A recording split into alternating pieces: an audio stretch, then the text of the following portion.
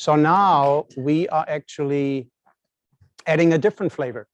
And the different flavor is that we are now inviting two experts in the Web3 space, also the co-organizers of this event, to a very interesting fireside chat. So I would like to invite on stage, back on stage, Trang.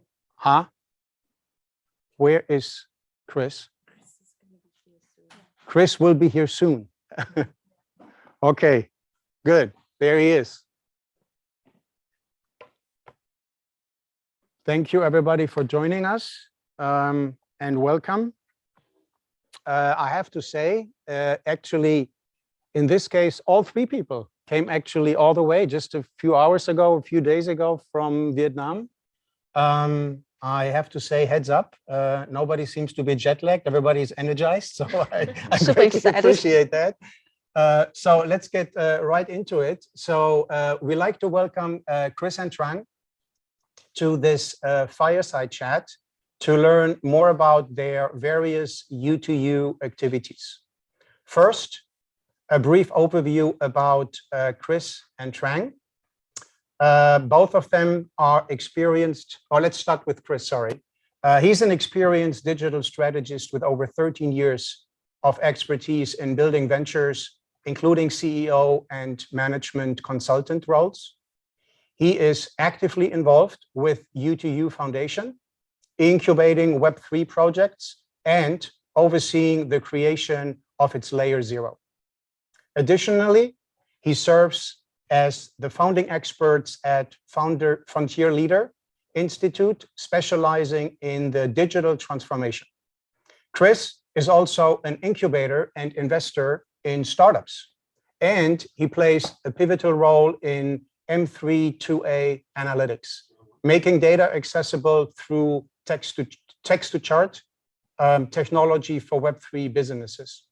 He co-founded the 𝐒𝐮𝐬𝐲 blockchain, an edtech platform in Web3 format. Cris previously held positions as the Chief Strategy Officer for Huobi Global and Deputy CEO at 𝐒𝐮𝐬𝐲𝐝 Group, Vietnam's largest conglomerate. Moving over to Trang, thank you very much for being here. Greatly appreciate it. She is an experienced entrepreneur as well, and a senior manager with passion for blockchain and fintech.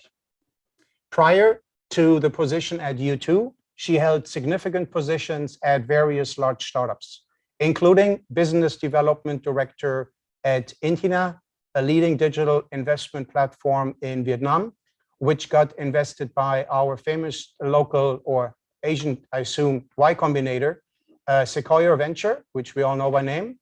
From the journey with Infinia, she facilitated a strategic deal between Infinia and Zalopay, top 2 e-wallet, Tiki top 3 e-commerce platform in Vienna. In 2019, she co-founded Binex, Vietnam's top flat crypto exchange, and attracted investments from 7 VCs in Vietnam and China, and is also partner of the top 3 largest exchanges, Binance, OKX, Huobi. She also played a key role in the success of Entobo, a prominent biotechnology startup that recently raised $30 million from Dragon Capital and Mekong Capital, both on the leading financial institutions in Vietnam. Her journey led her to the U2 Foundation, which we will talk about in a second, where her passion aligns with the team's vision. The U2 Foundation is positioned as the motivation to promote the growth of the unicorn ultra ecosystem by leveraging the U2 chain strength and empowered by the community and the U2 venture builder, the leading technology incubator in the field of blockchain technology. Now over to Ha. Yeah, thank you so much, Thomas. And thank you so much, Trang and Cris, to be here with us today. So Cris, I just want to start off by asking, can you please let us know by your own words what the U2 Foundation is all about? Thank you. Please check your mic. It's not working. Okay. Yeah, let me. Did we pick it up on ours? No, that's okay. I just turn it on again. So Testing. do we have? Is it okay now? It is okay now. All right. So yeah, thank you so much, Trang and Chris, to being here today. And I just wanted to start off by asking, Chris, could you please, by your own words, explain what is U2U Foundation all about? So I joined U2U Foundation a little bit in the later stage, not like from the beginning, but the idea of the original founder was as it stands for U2U, essentially a unicorn to another unicorn. So hopefully, like we can create an ecosystem where a lot of the Web3 and emerging tech startup can get in the ecosystem and hopefully to grow and become another unicorn, right? So we hope to be a gateway for unicorns startups. Wow. So you think big? Yeah, it's I mean, the vision is big, Awesome. and there's a long way to go. And we are trying to do this with a core product, which is a U2U chain, which is what Trang is wearing as a shirt at the moment. It's a layer 0, EVM compatible, which really going after the enterprise value that I think by moderating the entire day today, you have heard a lot about, we're still missing that enterprise component in the Web3 and AI. And combine all of that together with our venture builder model, meaning that we understand that startup in different stage and different area, they will look out for different things to grow and to achieve each of the milestone. Either it's funding, either it's investor base, either it's user base or technology resource. Hopefully the Unicorn Ultra Foundation will be the place to provide all of that. Maybe not all of that, but slowly one by one. So basically that's the idea behind the foundation. Sure. So Trang, could you please let me know about U2U Venture Builder and how are they connected with U2U Foundation?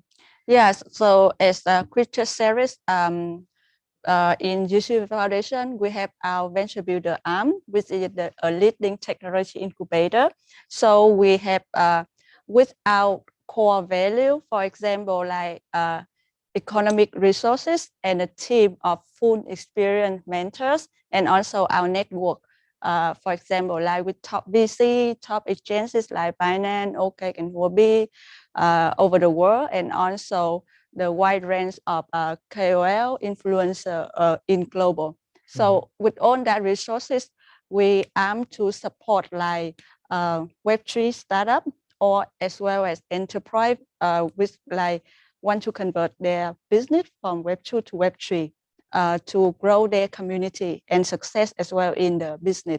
And we also support in terms of technology based on our infrastructure and our layer 0. Yeah. Sure. Thank you so much anyway. So Chris, as a founding advisor of U2U Foundation, can you please give a clear insight into the stories behind this ecosystem and what inspired your team to build such a comprehensive ecosystem like U2U Foundation? So I think, again, it's coming from the initial founding team of U2U Foundation that we have seen and heard so much about the story that in the blockchain space, it has to be the enterprise value in blockchain. It has to be, blockchain for the poor or the country who may need it. And actually, it's turned out that developing country, and most of them are in Asia, we probably don't have probably the best access to, the public blockchain out there, because I think if you can measure and monitor quite closely, a lot of really good layers of blockchain out there, they mainly serve the American, they mainly serve the European region. And so we don't have a true enterprise blockchain for Asia, which where I think it makes the most sense in terms of blockchain application, because I think by the time today, we have heard a lot about the cases, how blockchain can transform a certain market and certain industry, especially in countries like Vietnam, Indonesia, Thailand. I mean, whereas there's a lot of the infrastructure are not well ready, that's where blockchain coming in and make the most sense. So we emphasize on that focus into Asia, and we're also going after the value of, you know, like a sort of a more sustainable and greener blockchain out there. So what I mean is we don't go only after speculated applications that blockchain has been known for a few years. We're going after really good sustainable applications like green finance, carbon credits, ESG related applications based on blockchain, because I think that's where it makes the most value for a lot of the country that we hope to expand the business to. And yeah, basically that's, you know, we try to put a lot of the mission and like you said, like a very big goal all together. And it's still a long way to go, but we really like to take a big challenge like that going forward. Excellent, thank you. Next question, Trang, if I may ask you. So in the past, blockchain have earned a really unfriendly reputation towards the environment for having a significant high carbon footprint that impacts the climate, especially in the crypto mining aspect. So can you give us a detailed look into what made it have such a disrepute? Yeah, so if we look back few years ago, I need to agree that blockchain wasn't environment friendly at all. The problem is like to operate a blockchain-based platform, we need to consume a lot of energy. So so that energy consumption actually were like very intense topic within the community, especially when more and more people are now aware of environments. So the energy consumption is like attributed into the transaction verification process, as well as create block within a blockchain network. So that results to global warming or as well climate change we have now today. And for example, for the Bitcoin network, so it consumes like 110 terawatt hour per year. That equivalent for a small nation like Malaysia or Sweden for a year. Yeah, so that's with a lot of energy consumption contribute into the climate change and global warming. That is why blockchain had unfriendly or like not so not so good reputation. Yeah, not so good reputation toward the environment. Yeah. I can confirm that when I was until recently at Intel, and it was about chip development and selling high compute power chips to particularly the hyperscalers. It's not only anymore about price. It's actually not the number one. It is literally about the best power consumption per price per dollar. That's now what the customers are really asking for that particular reason. So as a follow-on question, let me ask you one more. So the situation of blockchain and sustainability is having a better future, as you said. Give us a more comprehensive perspective on what is going on between blockchain and sustainability. Where is this going? When do they meet? When is it acceptable to actually, you know, accept the fact that the sustainability needs to be taken into consideration? Yeah, so as I said before, now more and more within the community of the blockchain field, we are aware of the environments. So for example, just recently for Ethereum network, they have upgraded into like proof of stake. So after that action, we can see that the electric usage of Ethereum network had dropped like 99.9% in terms of uses. So that action actually like Ethereum have the entire blockchain industry put the new perspective into the world and say that blockchain is not like we are not just only efficient but also like sustainable, and we move forward to the future sustainable for the global. I remember that announcement, that article, and if I remember correctly, they achieved that actually also by implementing artificial intelligence and algorithms to actually reduce the power consumptions dramatically. Yeah, so both blockchain and AI can contribute into like electric consumption controlling Yeah. and or reducing the usage. Yeah. Yeah, actually, right now, training large language model is also a headache in terms of environment. So yeah, Chris, I also want to ask another follow-up question regarding the sustainability and environment problem.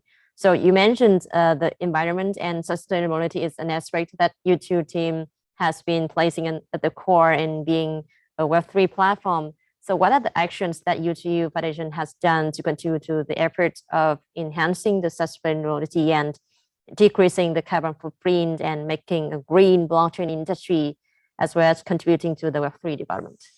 I think there's a couple ways to look at it. I think one of the angle is we try to bring the best value of blockchain into the society, and sometimes it means that it has to be real short-term value as well as mass adoption in terms of user and everything. And that's why we think like one of the vertical that we have to look at is basically environment and ESG related, or in this case, it's carbon credit trading, for example. So what we do is we really look out for those kind of application or founders who working hard in those vertical and help them with our expertise or even market access, for example. So right now we're working with a UK-based carbon credit project to put a lot of the trees in Vietnam, Indonesia, Thailand from the satellite scanning, putting those trees as NFT carbon block in the NFT, and the farmer who owns those trees can use those trees as collateral to borrow money. Yes, sure. farmer. Yes. But you have to educate farmers how to use NFT. Money talks. So the thing amazing. is, they don't have to do much. I mean, the satellite will be our referees, right? I mean, from the The top, farmers are low tech. they don't have to do anything. They don't run satellite, right? I mean, But then they need to know what's NFT about. It's not something easy so for them to understand. what they need to know is the satellite will capture the image and tell them exactly how much hectare of trees and everything that they have, and equivalent, this is how much carbon credit that you are producing every year. So either you can use the credit to apply for loans, or use it as collateral to borrow money and reinvest in your fruits and troops and everything so make it more sustainable, right? So it's really solving a financial inclusion problem that we are facing in a lot of the ASEAN country and Asian country. And that's the best example of how Web3 is transforming, right? You have a project all the way in the UK, but the trees and the farmers are all the way here in Asia, and you just bring them all together in a trustless, like system in blockchain, which you can count on the system. Of course, it's still a long way to go, because if I'm not wrong, there's still a couple questions regarding the regulations around the space, but the carbon credit trading business has been around for a very long time. So much, if you compare with like a real traditional crypto topic that we're talking about, the carbon credit trading probably will be in the less sensitive space than just cryptocurrency. I love it. I have to say, this is like technology meets creativity meets revenue model or new revenue models. It's amazing. Yeah. I couldn't even dream that up, that creativity. Awesome. Yes. All right, so we have one last question here for Trang. The last question is, since both AI and Web3 can contribute significantly into the sustainability future, can you share about the further collaboration between U2U and 𝐻𝐻𝐻𝐷AO, the world's first decentralized autonomous organization for the open source AI community to enhance the future of global sustainability? In short, what can we do together? Yes, so many things. Yeah, thanks, Thomas, for beautiful question. So actually, like after 2 days of on the meaningful discussion within our summit, I believe that everyone now can see that both Web3 and AI can contribute significantly into like building sustainability for our world. So I cannot speak on behalf of Thomas or neither have, but for U2U, we are very ready for a long-term partnership with 𝐻𝐻𝐻𝐷AO. And I believe that if we integrate both technology, both sides, we can surely become a power tool for building a sustainable future for the world. Well said. I can only second that. And Yeah. I like the term that you says long term. Yeah. We are Yes. not into short term. We want to have long-term viable partners to build a long-term viable ecosystem for AI developers.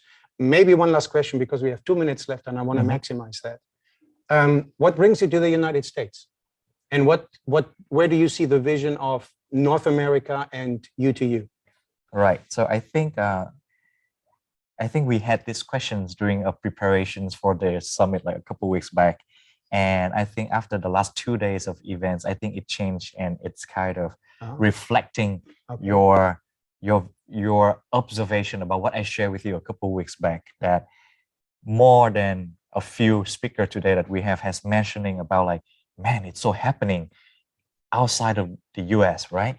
And that's the challenge, that so many great VCs are here. The top AI and Web3 talents are here for sure, but more or less, I think one of the bigger and more ready market for this product to go to is actually in Asia. It's true. And so what U2U is trying to do is we just really try to be there, to be your friends, to be the one who hold the hands, to be the door opener for a lot of the partner, the VCs, and also the project to have a great and smooth access into the local communities. Because I think we're talking about, man, much faster speed of technology than when you were at Intel just a couple years back. I think now we're talking about months. We're talking about, man, in a year we go to this country and that country. Yeah. So U2U Foundation, besides the product development and all of the incubation that we do, we hope to become a great partner to bring and help, any kind of American partner to try and explore Asia in a way. I think there's a match made in heaven, as we say in the United States. Yeah. And I remember when you were sitting there with Professor Olaf Groth, Yes. when he hit it home at the end, it was all about Asia, Asia, Asia. So we may have the know-how to some extent, but let's face it, the party is actually somewhere else happening at the moment. So with that, I thank you both very, very much. We will definitely chat a little bit more afterwards. And now there is the moment of truth. We have 2 more people. Here they are. So thank you very much, both of you. Thank you so much. Thank you. Thank you, Thomas and Han. Thank you. Bye.